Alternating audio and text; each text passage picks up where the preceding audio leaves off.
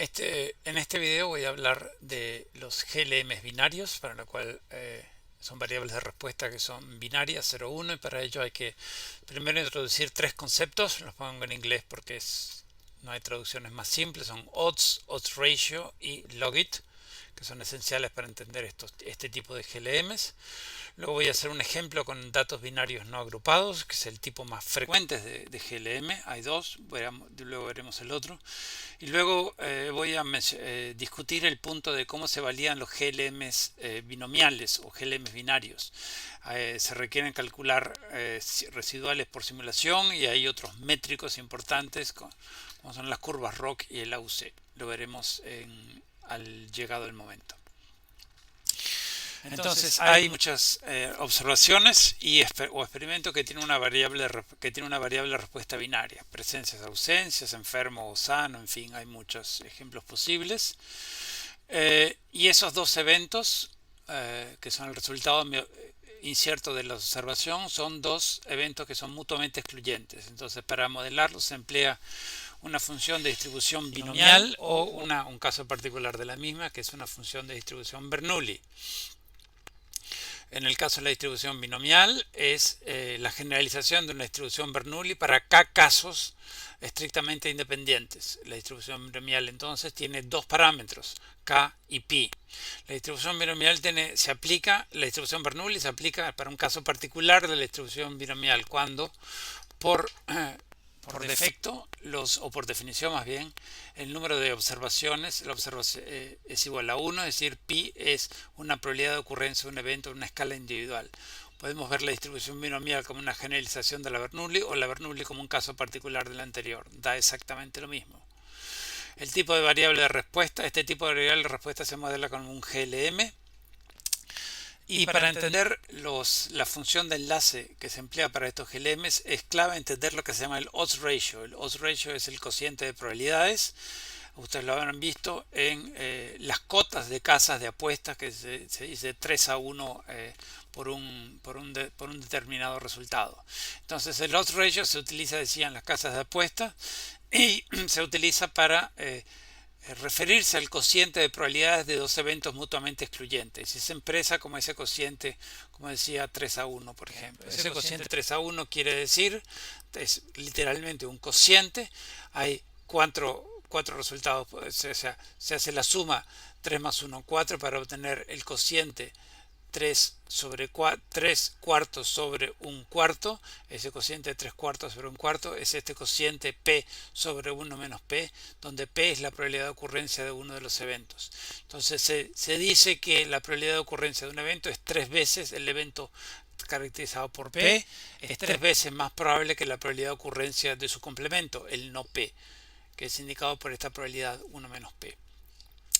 Entonces, en un partido de fútbol, si P1 es la probabilidad que Argentina gane, nótese que un partido de fútbol puede tener tres resultados: la victoria de un equipo, la victoria del otro o el empate. P1 entonces es la probabilidad de que un equipo Argentina gane, y P2 es la probabilidad que otro equipo Brasil gane. El odds ratio de que Argentina gane sería P sobre P1 sobre 1 menos P1 dividido por P2 sobre 1 menos P2. Y si el odds ratio fuera mayor que 1, sería aventajoso apostar, en este caso, al equipo argentino. Eso raramente ocurre, de paso. Entonces, veamos un ejemplo más concreto y menos futbolístico. Esto es un estudio que se llama epidemiológico prospectivo, es decir, se conoce si un bebé, en este caso, si un bebé fue amamantado o tomó mamadera, y si se registra prospectivamente si tuvo enfermedades respiratorias como adulto. Entonces el objetivo es determinar si la forma como fue alimentado como bebé determina o está asociada a la existencia de enfermedades respiratorias como adulto. Entonces se recogen datos. Esos datos son un número de individuos. Entonces tenemos un número de individuos enfermos de 124, un número de individuos sanos de 828. De estos 124, 77 tomaron mamadera y 47 no fueron amamatados. En fin, que es una tabla de doble entrada como muchas que hemos visto. Entonces, el odds ratio de enfermarse si se toma mamadera es P1 sobre 1 menos P1. ¿Qué es P1? es 77 sobre 458, es este cociente. Es este cociente 77 sobre 458 dividido 81 sobre 458. Esto nos da el odds ratio de enfermarse si se tomó mamadera. Estamos comparando entonces individuos sanos e individuos enfermos dentro de los que tomaron mamadera. Y podemos hacer exactamente lo mismo para P2 y obtener el otro odds ratio. El cociente de estos odds ratio es la probabilidad, es el cociente de estos dos odds ratio, 1 menos P1 dividido 1 menos P2, nos da 1,922. ¿Qué significa ese 1,922? La interpretación es que es 2 veces más probable enfermarse si se tomó mamadera que si se fue amamantado. Entonces este odds ratio, ese cociente de probabilidades, es un número que está positivo, porque positivas son las probabilidades, pero es un número que está matemáticamente hablando entre 0 y más infinito. El logit es el logaritmo de ese odds ratio. Entonces, ¿qué es lo que hace P sea esa probabilidad de éxito y el logit sea esta función? Entonces, esto lo que hace es que transforma esa probabilidad de éxito en una escala que va a ir entre menos y más, matemáticamente hablando, entre menos y más infinito. Este logit es lo que vamos a utilizar como función de enlace. Los parámetros a estimar se van a estimar en el espacio o escala de la función de enlace. Como todo GLM, esa va a ser la función de enlace logit. Y una vez estimados dichos parámetros, se va a hacer la inversión de dicha función logit para obtener las probabilidades de éxitos, las predicciones en términos de probabilidades de éxito. Entonces, el logit es la función de conexión o enlace en los GLM binomiales. Lo que hace simplemente que convierte el odds ratio en un número que está entre menos y más infinito. Entonces, existen dos grandes clases de análisis para datos binarios. Y la diferencia concierne si para cada valor de las variables explicativas se obtienen los números totales para cada valor de la unidad muestral, se obtienen los números totales de ceros y de unos, y entonces en ese caso utilizaríamos una distribución binomial con parámetro K y Pi, donde K es el número de observaciones. Y para datos binarios no agrupados, entonces para cada unidad de observación elemental tenemos su 0 o su 1, si se observó o no se observó el evento deseado, y es eso lo que se modela en este caso como función de las variables explicativas. En ambos casos, pi, la probabilidad de éxito o probabilidad de ocurrencia del evento de interés, se modela como función lineal de las variables explicativas en el espacio de la función de enlace logit. Entonces veamos un ejemplo con el tipo de análisis de datos binarios más frecuente, que es el caso de datos binarios no agrupados, y esto concierne la presencia o ausencia de un sapo en Australia en función de variables climáticas y geográficas. Este es el data frame importado, y aquí tienen estas son las presencias o ausencias. Estas son un par de variables geográficas y el resto corresponden a altitud, distancia a la población más cercana, el número de potencial de sitios de reproducción, en fin, y variables climáticas que ustedes pueden leer por ustedes mismos. Entonces, simplemente este gráfico nos da que en el área de estudio nos da las presencias o ausencias en función de de las coordenadas relativas geográficas, y lo que vemos es que los datos están hacia el sur y los datos están hacia el este y hacia el norte de la zona de estudio. Entonces no es trivial la exploración de datos binarios no agrupados. Este comando que está aquí nos da el gráfico G1, pero se utilizaron comandos idénticos para los gráficos, para los otros gráficos. Entonces, en este primer gráfico tenemos la probabilidad de presencia-ausencia en función de la temperatura mínima diaria en primavera. Entonces, es esta variable explicativa. Este es el data frame a emplear, las variables que estamos graficando. Nótese que la variable de respuesta son ceros y unos. Estarían todos perfectamente alineados los ceros aquí, perfectamente alineados los unos acá. Pero para no utilizar jump point, se utiliza jump jitter. Eso lo que hace es que añade un factor aleatorio a la coordenada vertical y nos permite visualizar mejor, no tener todos los puntos superpuestos y visualizar mejor estos resultados. Esto coloca fondo blanco y negro, ciertas preferencias estéticas, etiquetas en los ejes, y esto lo que hace es que ajusta una variable, ajusta por un GLM binomial, ajusta literalmente una función, la función que vamos a estimar, ajusta un GLM binomial a las presencias ausencias en función de esta variable explicativa. Y este SE equal true nos da esta banda de confianza, el error estándar, perdón, alrededor de esta banda, de esta curva ajustada. Y esto simplemente son preferencias estéticas del tamaño de los ejes, de los ejes. Y esto simplemente hace que una vez que generamos los gráficos G1, este era el G1, G2 simplemente cambiamos la variable explicativa y G3 simplemente utilizando la otra variable explicativa, pues ponemos los tres gráficos en un solo eje. Bueno, entonces finalmente, luego de obtener estos gráficos, ¿qué es lo que observamos? Nótese que solamente podemos interpretar estos gráficos porque tenemos estas curvas, si no, no sería absolutamente nada trivial dicha exploración gráfica. Lo que observamos es que a medida que aumenta la temperatura promedio en primavera, aumenta la probabilidad de presencia del sapo. La probabilidad de presencia del sapo es más o menos indistinta a la precipitación de primavera, y la probabilidad de presencia del sapo aumenta en función de la temperatura máxima diaria en primavera. Sigamos entonces con nuestra exploración gráfica de datos, y aquí lo que vamos a utilizar es otra librería muy útil en R que se llama gggali.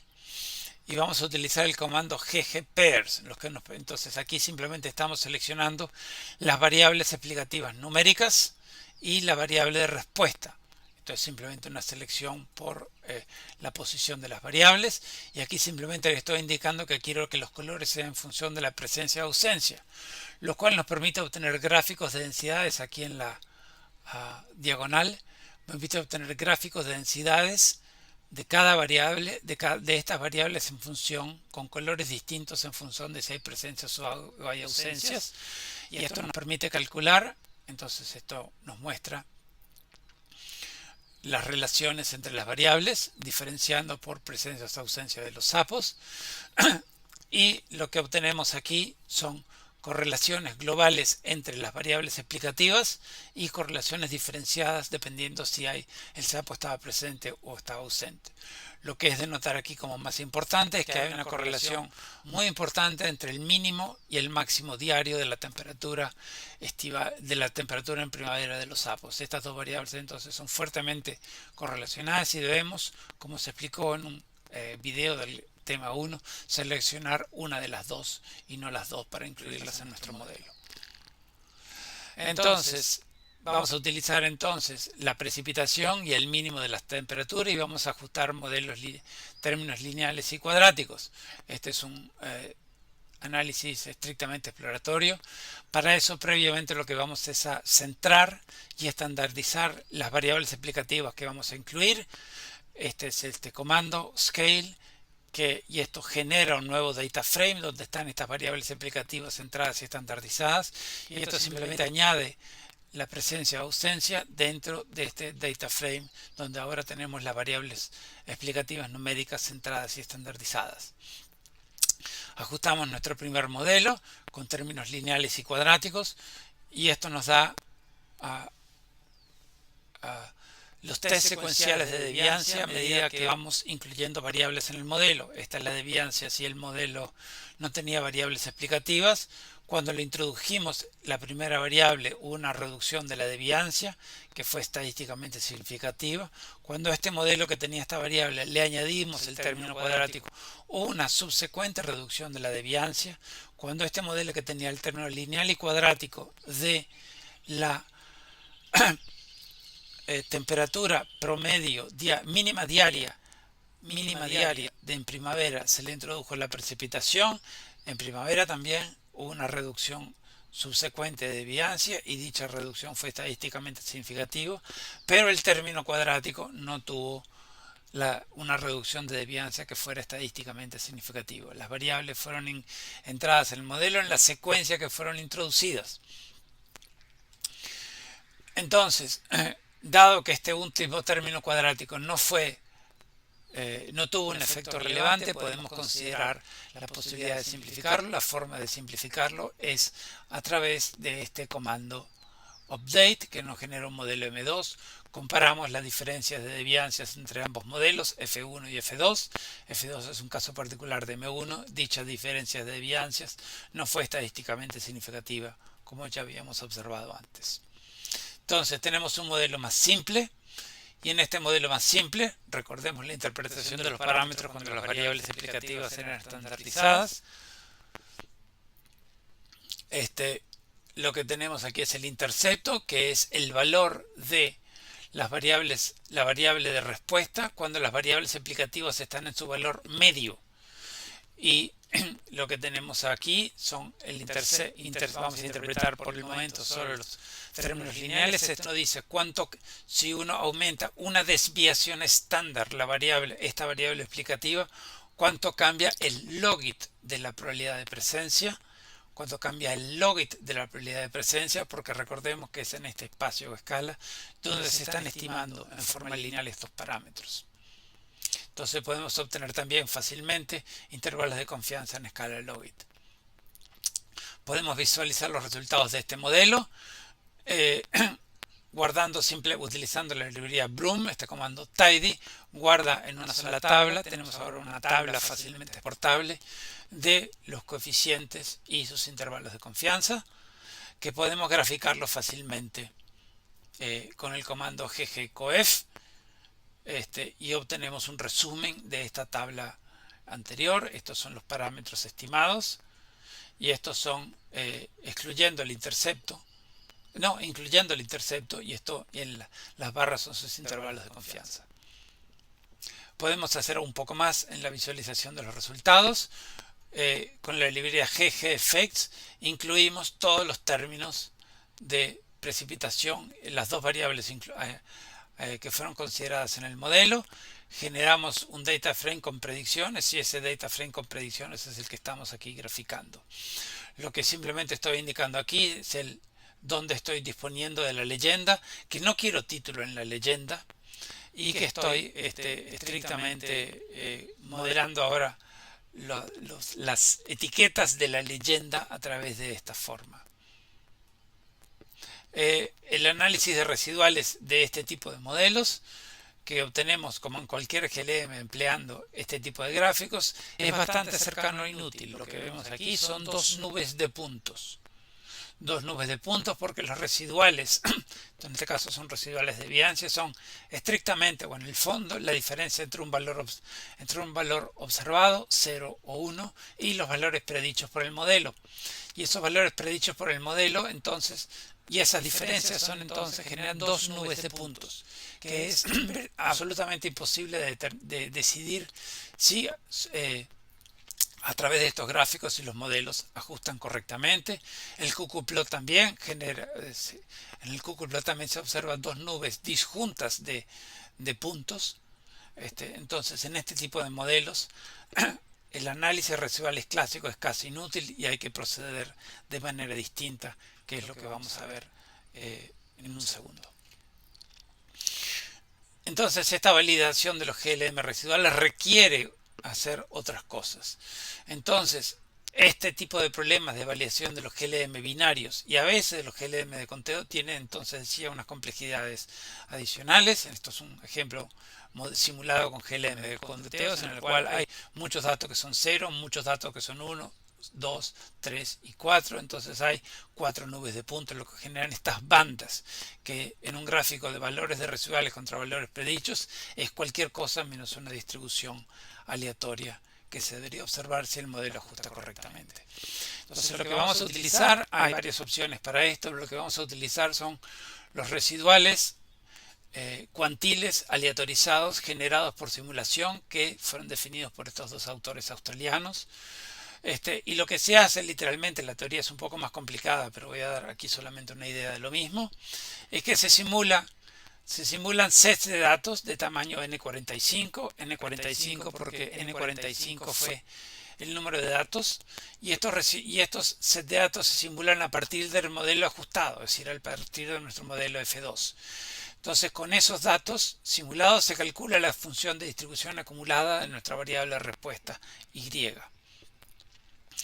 presencias ausencias de datos.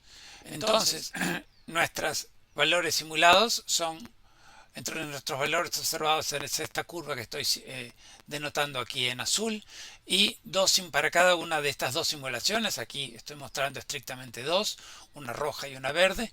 Para cada dato se calculan a partir de estas funciones de distribución acumulada los residuales, como la diferencia entre los valores observados y los predichos. En este caso sería la diferencia entre el predicho rojo y el observado, que es la simulación azul. Se hacen 1000 de estas simulaciones, no solamente dos, se hacen 1000 de estas simulaciones y se obtiene una distribución de residuales para cada uno de los valores observados en nuestra variable de respuesta.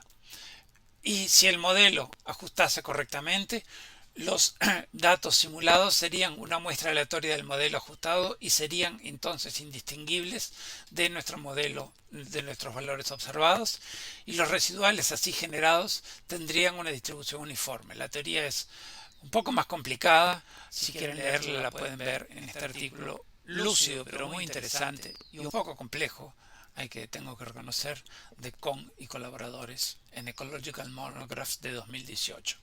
Entonces, ¿cómo se hace esto en la realidad?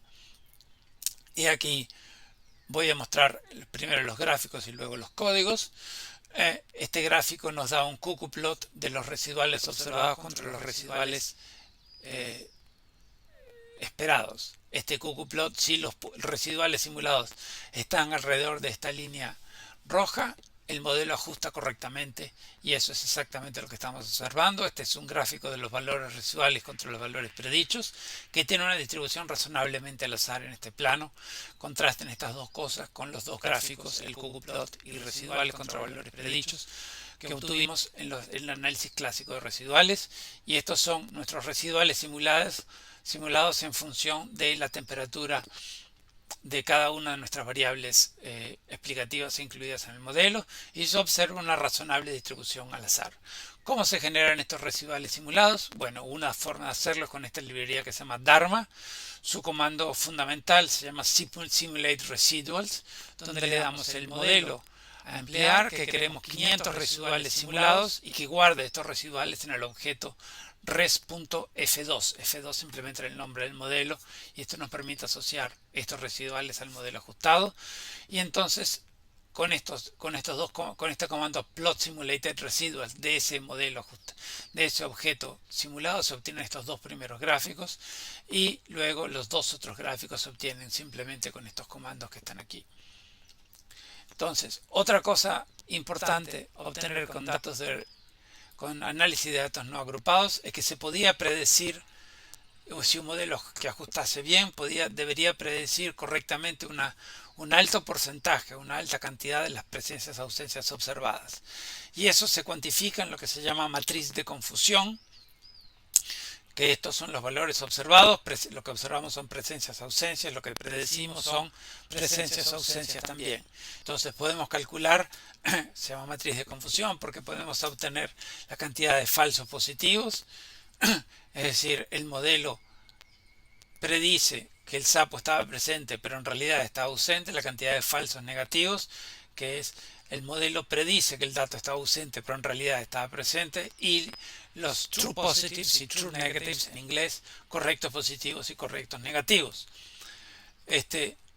Agarremos simplemente datos cualesquiera, y con estos datos cualesquiera podemos calcular la tasa de clasificación correcta, que es en este caso, en este ejemplo numérico, que nada tiene que ver con nuestro ejemplo anterior, sería 24,7, y la tasa de positivos correctos, eso es lo que se llama la sensibilidad, y eso es 1 menos, para ponerlo en términos estadísticos, la probabilidad del error de tipo 1, es decir, las detecciones correctas, y lo que se llama la especificidad, que es la tasa de negativos correctos, que es equivalente a 1 menos el error de tipo 2, o sea, la potencia del test, si quieren visualizarlo en términos de test de hipótesis estadísticos. Y la sensibilidad y la especificidad son absolutamente claves para interpretar los test de enfermedades. Cualquier persona que tenga un test de enfermedades tiene que conocer la sensibilidad y la especificidad de dicho test a la hora de interpretar dichos resultados. Volviendo al problema original, para evaluar la calidad de ajustes, la calidad de ajustes de nuestro modelo ajustado para datos binarios no agrupados, hay que calcular esta matriz de confusión, pero para ellos hay dos problemas. Uno es que tanto la sensibilidad como la especificidad depende de los totales marginales de las tablas, lo cual dificulta la comparación de ajustes con tamaños muestrales distintos. Y el segundo es que para decidir tanto las presencias como las ausencias, nuestro modelo predice probabilidades de presencia, pero en realidad lo que nosotros observamos son ceros y unos, es decir, hay que convertir nuestros ceros, nuestras probabilidades de presencia predichas en ceros y en unos. Y para eso, entonces, ilustrado aquí en este gráfico, las probabilidades de presencia, si podemos decidir arbitrariamente si la probabilidad de presencia fuera de menor a 0,5, el sapo estaba presente, eso sería correcto para todos estos valores, pero sería incorrecto para todos estos. Entonces la pregunta es, ¿dónde está ese umbral?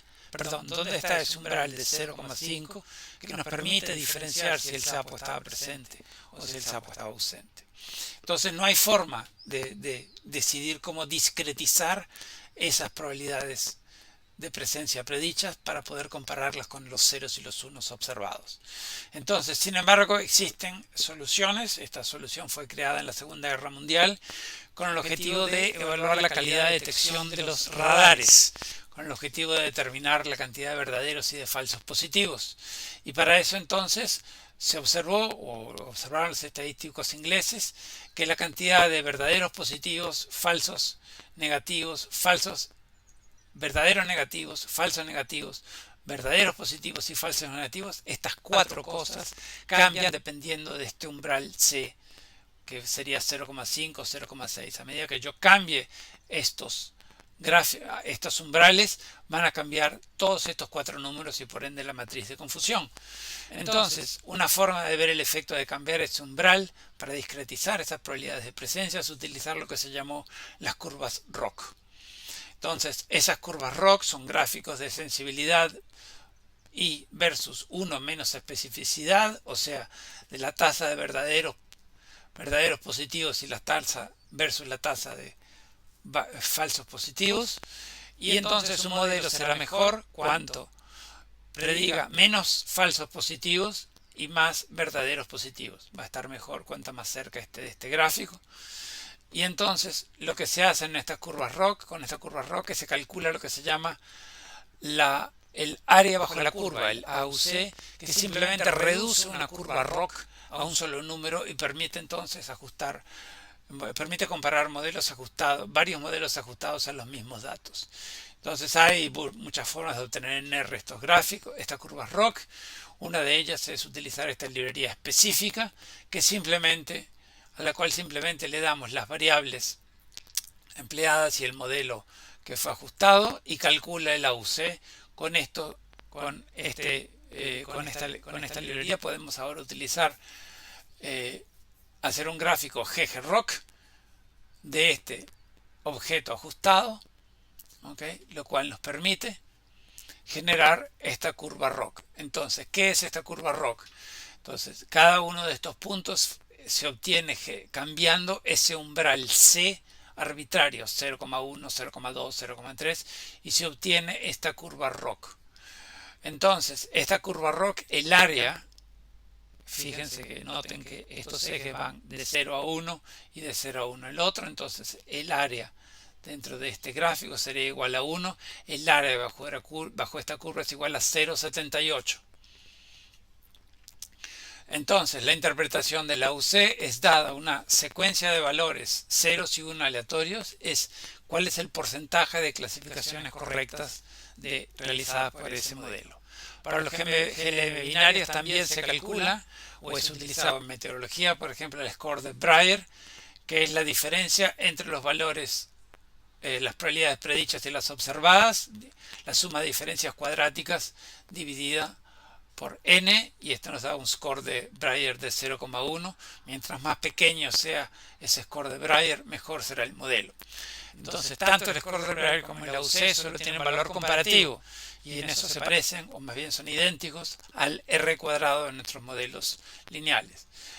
Solo tiene valor relativo y comparativo contra otros modelos ajustados a los mismos datos. Entonces, esto concluye este video sobre los GLM binarios, en los cuales vimos los conceptos fundamentales de los GLM binarios, que son los odds, el odds ratio y el logit, que es la función de enlace que se emplea. Vimos una ilustración con el ajuste de datos binarios no agrupados y ciertos aspectos específicos que se emplean para la validación de GLM binomiales. Por los problemas que existen con los residuales, se deben emplear residuales específicos, y con las curvas ROC y el AUC, que se emplea para caracterizar la calidad de dicho ajuste. Espero que este video haya sido de utilidad.